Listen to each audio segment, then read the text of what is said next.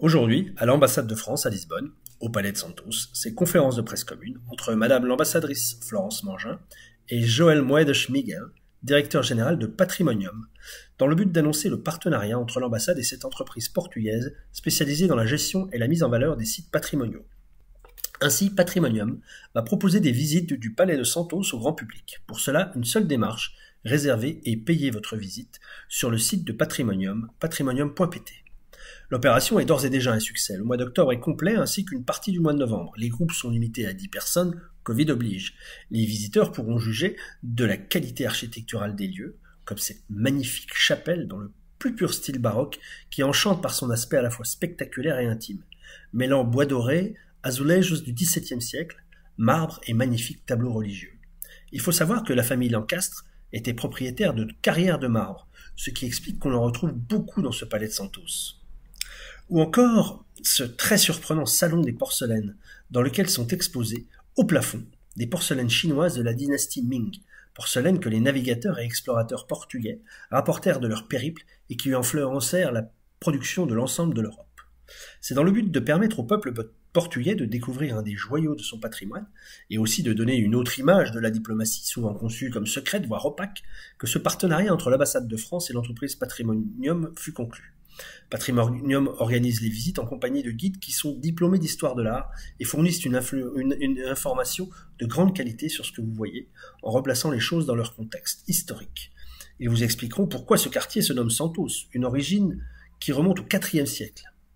Ce partenariat montre la volonté de l'ambassade de s'ouvrir sur la ville et sur le pays tout entier, en ne cherchant pas à dissimuler ce trésor, mais en le partageant avec ceux qui l'ont créé, car il ne faut pas oublier que si le mobilier et certaines œuvres d'art sont français, l'architecture est portugaise. Et ce palais, qui fut successivement le siège de l'ordre militaire de Saint-Jacques en 1194, puis un couvent pour les dames de la plus haute noblesse, puis à partir de 1497 la résidence royale d'Emmanuel le Fortuné, puis celle de Jean III, son successeur, qui a même chuté d'un des balcons, et enfin du célèbre roi Sébastien, qui y prit son dernier repas avant de partir vers la défaite de Ksar el-Kébir et sa disparition.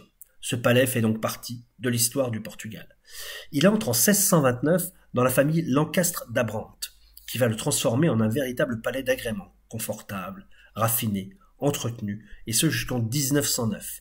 Il passe avec des dommages semble-t-il peu importants l'épreuve du séisme de 1755, servant même de refuge à de nombreux membres des familles Lancastre et d'Abrante.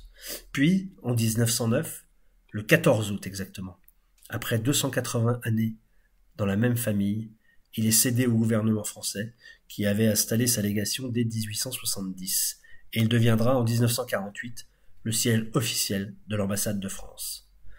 Lors des visites, qui durent 1 heure, vous pourrez à la fois visiter les plus belles pièces de l'ambassade, mais aussi voir les jardins qui offrent une magnifique vue sur le Tage, nous faisant facilement oublier que l'on se trouve dans le centre de Lisbonne.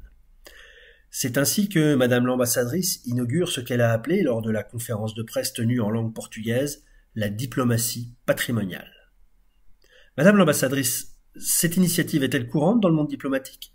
Y a-t-il d'autres ambassades de France dans le monde que l'on peut visiter? Pour les autres pays, moi je sais qu'il y a l'ambassade d'Italie en France, de France en Italie, pardon, à Rome, puisque j'ai servi pendant 4 ans dans cette ambassade, avec des ouvertures au public. Après, je ne connais pas d'autres ambassades qui le font, mais il y en a sûrement d'autres, certainement, mais je ne saurais pas vous les citer. Et ici, j'espère que ça va donner... À Lisbonne, y a-t-il d'autres ambassades? Pour l'instant, je crois que nous sommes les premiers. D'accord. Et j'espère que ça donnera l'idée à d'autres. Oui, c'est une manière nouvelle de faire de la diplomatie et de parler avec le pays qui nous accueille. Exactement, et donc j'espère que d'autres prendront la même initiative pour ceux qui les concernent. Merci beaucoup, Madame l'ambassadrice. Merci beaucoup. La French Radio, Portugal.